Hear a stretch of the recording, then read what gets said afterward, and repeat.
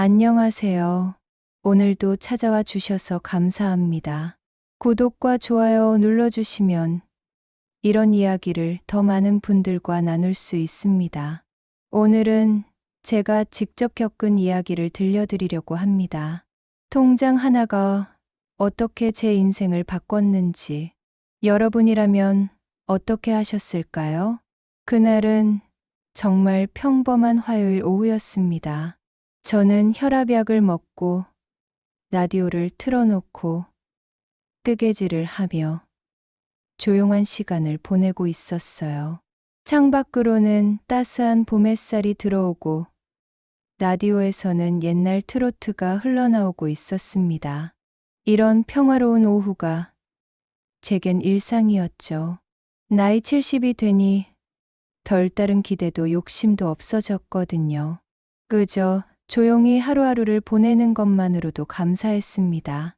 그런데 오후 3시쯤 전화벨이 울렸습니다. 발신자 표시를 보니 딸 미경이었어요. 평소보다 좀 늦은 시간에 걸려온 전화였지만 반가웠습니다. 요즘 직장일로 바쁘다고 연락도 뜸했거든요. 소화기를 들었을 때 마음이 따뜻했어요. 역시 딸은 딸이구나 싶었죠. 그런데 딸의 목소리가 평소와 달랐습니다. 뭔가 조심스럽고 계산적인 톤이었어요. 안부 인사도 대충 넘어가고 바로 본론으로 들어가더라고요. 혹시 적금 만기가 언제인지 아냐고 만기되면 뭘 할 생각인지 물어봤습니다. 저는 그 순간 뜨개질 바늘이 허공에서 멈췄어요. 왜 갑자기 적금 이야기를 꺼내는 걸까 하고요. 그 적금은 제가 70년을 살아오며 조금씩 모은 소중한 돈이었습니다. 혼자 사는 제게는 마지막 안전망이기도 했고요. 그런데 왜 딸이 갑자기 그 돈에 관심을 보이는 걸까요? 딸은 그냥 물어본 거라고 했습니다. 요즘 은행 금리도 낮다고 하니까 다른데 투자하시는 게 어떠냐고 하더라고요. 하지만 뭔가 어색했어요. 평소 같으면 제 건강부터 걱정하던 딸이 첫마디가 돈 얘기라니.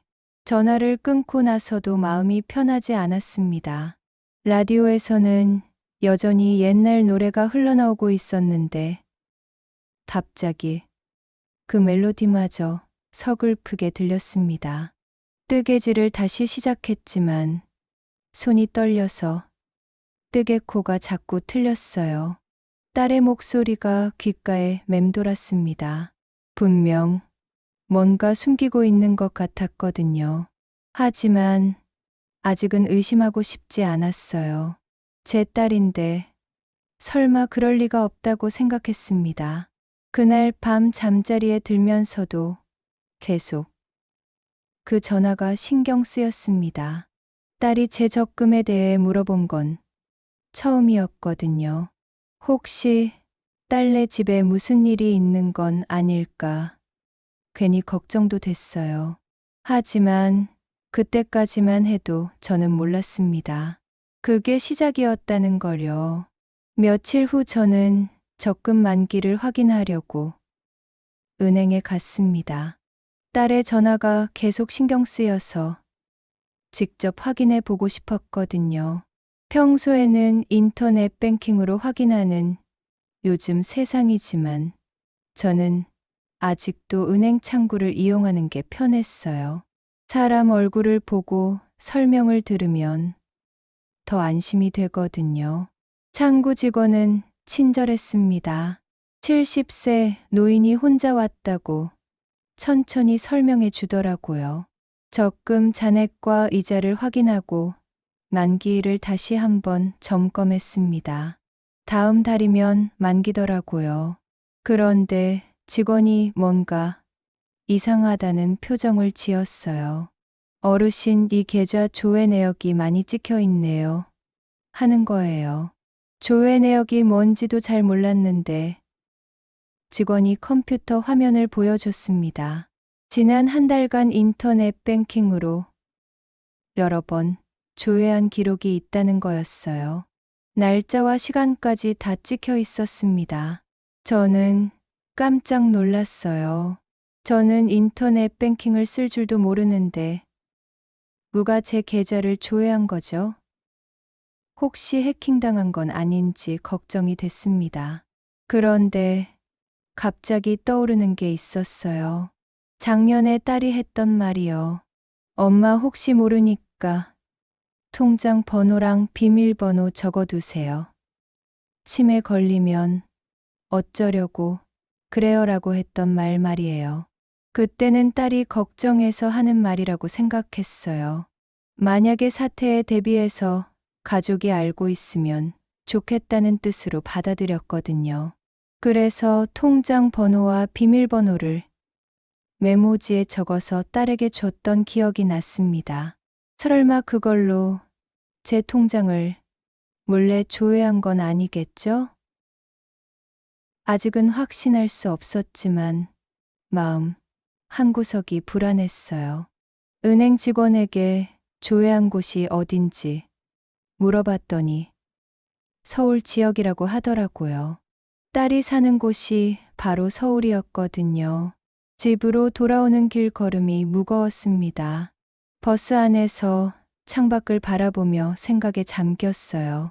왜 딸이 제 계좌를 조회했을까요? 왜 저한테는 말하지 않았을까요? 혹시 제가 모르는 사이에 무슨 일이 벌어지고 있는 건 아닐까요? 집에 도착해서도 마음이 편하지 않았습니다. 저녁을 먹으면서도 계속 그 생각만 났어요. 딸을 의심하고 싶지 않았지만 상황이 너무 이상했거든요. 평소 같으면 딸에게 직접 물어봤겠지만 왠지 그러기가 꺼려졌어요. 혹시 제가 오해하고 있는 건 아닐까 싶기도 했고요. 그날 밤 잠을 이루지 못했습니다. 천장을 바라보며 이런저런 생각이 머릿속을 스쳤어요. 70년을 살아오면서 가족을 믿고 살아왔는데 지금 와서 의심해야 한다니.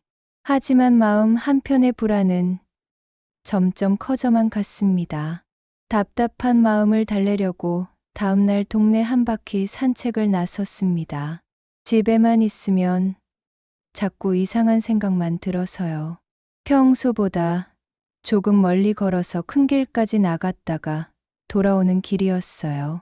동네 슈퍼 앞을 지나가는데 익숙한 목소리가 들렸습니다. 멀리서 들리는 목소리였는데 분명 딸 이경이의 목소리였어요. 누군가와 전화 통화를 하고 있는 것 같았습니다. 평소라면 그냥 지나갔겠지만 요즘 딸이 워낙 신경 쓰여서 무의식 중에 걸음을 멈췄어요. 슈퍼 앞 모퉁이에 서서 들려오는 대화를 엿들었습니다. 언니, 우리 엄마 적금 2천만 원 있거든 만기되면 우리가 관리해야겠어 라고 말하고 있었어요. 그 순간 저는 마치 벼락을 맞은 것 같았습니다. 제 딸이 제 돈을 가지고 계획을 세우고 있다니. 사위의 목소리도 들렸어요. 병원비도 많이 들어갈 텐데 미리 정리해 두는 게 좋지라고 하더라고요. 저는 모퉁이에 숨어서 계속 들었습니다. 마치 도둑질하는 사람처럼 숨어서 제 딸의 대화를 엿듣고 있는 제 모습이 초라했지만 그럴 수밖에 없었어요. 들려오는 말들이 너무 충격적이었거든요. 요양원 들어가시면 어차피 우리가 다 처리해야 하잖아. 미리 명의만 바꿔놓으면 되는 거 아니야. 라고 딸이 말하는 게 들렸어요. 요양원이요? 명예 변경이요? 저는 아직 혼자서도 잘 살고 있는데 벌써 요양원 이야기를 하다니. 다리에 힘이 빠져서 벽에 기대서 있어야 했습니다. 엄마는 워낙 고집세시니까 설득하기 어려울 텐데 어떻게 할까? 라고 딸이 말했어요. 그 순간 깨달았습니다. 딸에게 저는 이미 관리 대상이었구나. 사람이 아니라 처리해야 할 문제였구나 하고요. 더 이상 들을 수가 없어서 그 자리를 떠났습니다. 집까지 어떻게 걸어왔는지 기억도 안 나요. 그냥 발길 닿는 대로 걸었던 것 같아요. 마음이 너무 아팠거든요. 70년을 살아오면서 이런 배신감을 느껴본 적이 없었어요. 집에 도착해서 거실, 소파에 주저앉았습니다. 라디오를 켜놨지만 무슨 소리인지 들리지 않았어요. 딸의 목소리가 계속 귓가에 맴돌았습니다. 우리가 관리해야 할 돈, 요양원, 명예 변경. 저는 딸에게 더 이상 어머니가 아니었습니다.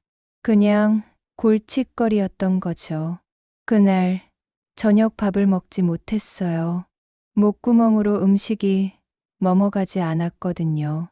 마음이 너무 아파서 그냥 물만 마시고 잠자리에 들었습니다. 하지만 잠이 오지 않았어요. 계속 딸의 말이 머릿속을 맴돌았습니다. 며칠 후 딸 미경이가 사위와 함께 왔습니다. 오랜만에 함께 밥 먹자고 하면서요. 평소라면 반가워했겠지만 이번엔 달랐어요. 슈퍼 앞에서 들은 대화가 계속 머릿속에 맴돌았거든요. 하지만 아직 확실하지 않으니까 일단 모르는 척하기로 했어요. 저녁 준비를 하면서 딸과 사위의 얼굴을 유심히 봤습니다. 평소와 다를 게 없어 보였지만 뭔가 어색한 기운이 감돌았어요. 식탁에 음식을 차리고 함께 앉아서 식사를 시작했는데 대화가 이상했어요. 엄마 요즘 건강은 어때요? 혹시 깜빡깜빡하는 일 없어요? 라고 딸이 물어봤어요. 평소 같으면 그냥 안부 인사려니 했겠지만 지금은 달랐어요. 제 정신 상태를 확인하고 있다는 느낌이 들었거든요. 치매 검사를 하는 것 같았어요. 어머니 요즘 혼자 계시기 힘드시죠? 우리가 여러 대 알아봤는데 라고 사위가 말했어요. 뭘 알아봤냐고 물어보니 시설이라고 하더라고요. 깨끗하고 좋은 곳으로 알아봤다면서 어머니 혼자 계시면 저희가 걱정돼서 그렇다고 했어요. 그 순간 더 이상 참을 수 없었습니다. 젓가락을 내려놓고 딸을 똑바로 바라봤어요. 이제 진실을 말해야겠다고 생각했거든요. 내 적금 조회한 거 여의지라고 물어봤습니다. 순간 식탁이 조용해졌어요. 딸과 사위가 서로 눈짓을 주고받더라고요. 당황한 기색이 역력했어요. 은행에서 다 봤다고, 조회 내역까지 다 확인했다고 말했습니다. 그제야 딸이 고개를 숙였어요. 더 이상 숨길 수 없다는 걸 안 거죠. 그런데 그 다음에 한 말이 더 충격적이었어요. 엄마 어차피 나중에는 우리가 관리해야 할 돈 아니에요. 라고 하더라고요. 70년을 살아오면서 그런 말을 들어본 적이 없었어요. 제가 평생 모은 돈을 어차피 자기들이 받을 돈이라고 말하다니.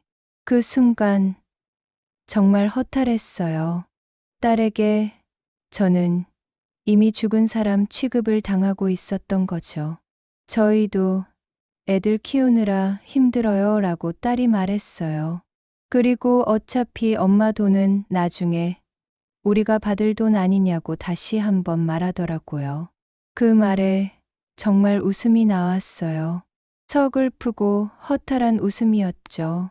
받을 돈이라니 그래. 너한테는 상속받을 돈이었구나. 엄마가 평생 모은 돈이 아니라 말이야 라고 말했어요. 딸은 그런 뜻이 아니라고 변명했지만 이미 늦었어요. 진심이 다 드러났거든요. 식사를 마치고 딸과 사위가 돌아간 후 저는 혼자 설거지를 했어요. 그러면서 계속 생각했어요. 언제부터 제가 딸에게 짐이 되었을까? 언제부터 제 돈이 딸의 돈이 되었을까 하고요. 70년을 살아온 제 인생이 그저 관리해야 할 대상으로 전락한 게 너무 슬펐어요. 그날 밤 잠이 오지 않았습니다. 천장을 바라보며 계속 생각했어요.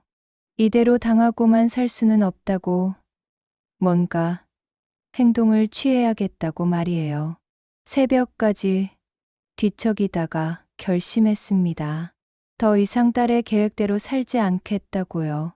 다음 날 아침 일찍 일어나서 처음으로 법무사 사무실에 전화를 걸었어요. 유언장을 작성하고 싶다고 했더니 언제든 오라고 하더라고요. 70년을 살아오면서 법무사 사무실에 가본 적이 없었는데 이런 일로 가게 되다니 참 아이러니했어요. 법무사 사무실은 생각보다 아늑했어요. 젊은 변호사가 친절하게 맞아줬습니다. 어르신 어떤 일로 오셨나요? 라고 물어보길래 유언장을 쓰고 싶다고 말했어요. 70세 할머니가 혼자 와서 유언장 얘기를 한다니 놀란 것 같았어요. 저는 천천히 지난 며칠간의 일들을 얘기했습니다. 딸의 계좌 조회 요양원 계획, 그리고 어차피 우리 돈이라는 그 말까지. 변호사는 차분하게 들어주더라고요. 가족 간 신뢰가 깨진 상황이라고. 이런 경우가 요즘 참 많다고 하더라고요. 제가 죽으면 제 돈은 어려운 분들께 기부하고 싶다고 말했어요. 특히 혼자 사시는 어르신들이나 아픈 아이들을 위해 쓰였으면 좋겠다고요. 변호사는 좋은 결정이라고 말해줬어요. 그 순간 마음이 한결 가벼워졌습니다. 처음으로 제가 제 돈의 진짜 주인이 된 기분이었어요. 유언장 작성을 마치고 집으로 돌아오는 길에 마음이 편안했어요. 70년을 살아오면서 이런 속 시원한 기분을 느껴본 적이 없었거든요. 딸이 아무리 계획을 세워도 제 뜻대로는 안 될 거라는 생각에 오히려 웃음이 나왔어요. 그날부터 저는 다르게 살기 시작했습니다. 적금 일부를 해지해서 제가 하고 싶었던 일들을 해보기로 했어요. 동네 독거 할머니께는 매달 용돈을 드리기 시작했고, 아픈 아이들 병원비에는 익명으로 기부했어요. 그렇게 돈을 쓰니까 돈이 살아있는 느낌이었습니다. 요양원에서 봉사활동도 시작했어요. 거기서 만난 할머니들이 진짜 가족이 되어 주었습니다. 제 이야기를 들어주고 제 선택을 존중해주는 분들이었거든요. 옳지, 내 돈 내가 쓰는 게 당연하지라고 말해주실 때마다 마음이 따뜻해졌어요. 딸 미경이는 한 달에 한 번 정도 안부 전화를 해요. 하지만 예전처럼 굽실거리지 않아요. 제가 선택한 삶을 살고 있거든요. 딸이 뭐라고 하든 이제는 신경 쓰지 않아요. 제 인생은 제가 결정하는 거니까요. 며칠 전에는 제 돈으로 치료받은 할머니가 편지를 주셨어요. 고맙다는 한 줄이 적힌 편지였는데 그게 딸이 한 번도 해주지 않은 말이었어요. 그 편지를 읽으면서 제가 올바른 선택을 했다는 확신이 들었습니다. 며칠 후 딸 미경이가 또 왔습니다. 이번에는 서류 가방을 들고 왔더라고요. 아마 뭔가 사인받으려고 온 것 같았어요.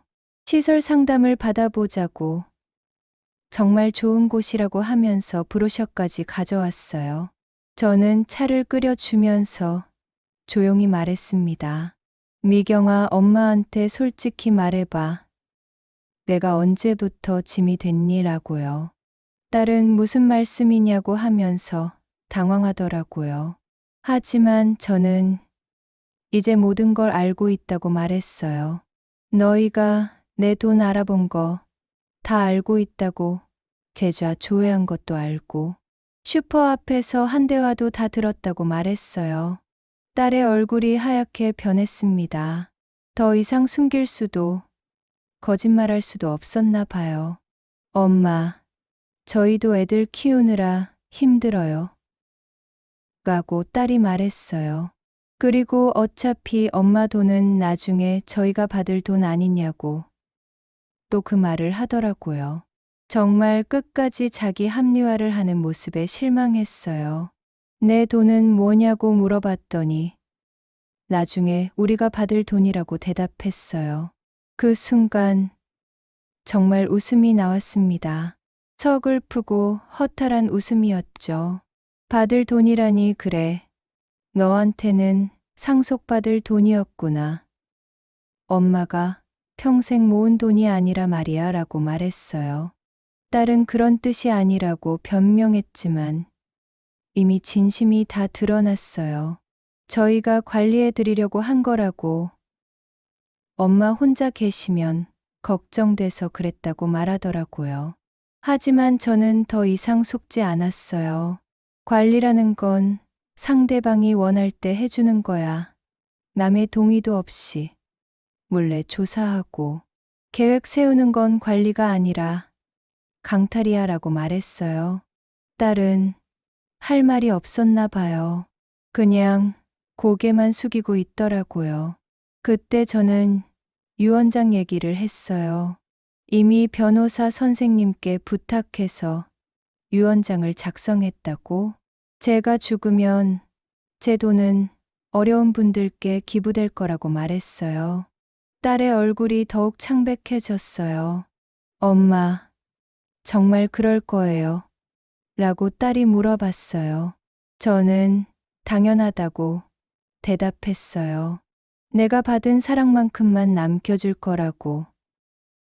너희가 나한테 해준 게 없으니까 남겨줄 것도 없다고 말했어요.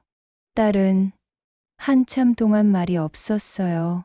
그러다가 엄마 저희가 잘못했어요. 라고 말하더라고요. 하지만 이미 늦었어요. 신뢰라는 건 한번 깨지면 다시 회복하기 어려운 거거든요. 70년을 살아온 제가 딸을 믿지 못한다는 게 너무 슬펐지만 어쩔 수 없었어요. 딸이 돌아간 후 저는 창문 앞에 서서 오랫동안 밖을 바라봤어요. 해질 무렵의 노을이 참 아름다웠습니다. 이제 혼자 살아가야 한다는 생각이 들었지만 두렵지 않았어요. 오히려 자유로운 기분이었거든요.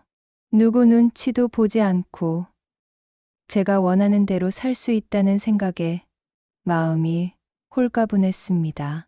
그날 저녁 처음으로 혼자서 맛있는 저녁을 해 먹었어요.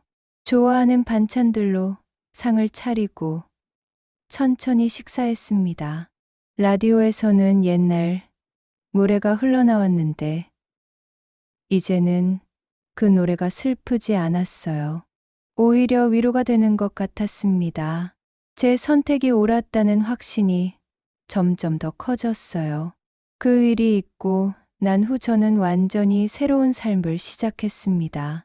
적금의 절반을 해지해서 진짜 의미 있는 일에 쓰기로 했어요. 남은 인생을 제 뜻대로 살고 싶었거든요. 딸의 눈치를 보며 사는 건 이제 그만두고 싶었어요. 먼저 동네에서 혼자 사시는 할머니들을 찾아다녔습니다. 우리 동네에는 자식들과 연락도 끊어지고 혼자 쓸쓸하게 사시는 분들이 꽤 있었거든요. 그분들께 매달 조금씩이라도 용돈을 드리기 시작했어요. 처음에는 받기 싫어하셨지만 같은 처지라며 설득했더니 고마워하시더라고요. 아픈 아이들을 위한 기부도 시작했습니다. 병원을 통해서 익명으로 치료비를 지원하기 시작했어요. 제 이름을 밝히지 않고 그냥 할머니 한 분이 기부했다고만 하더라고요.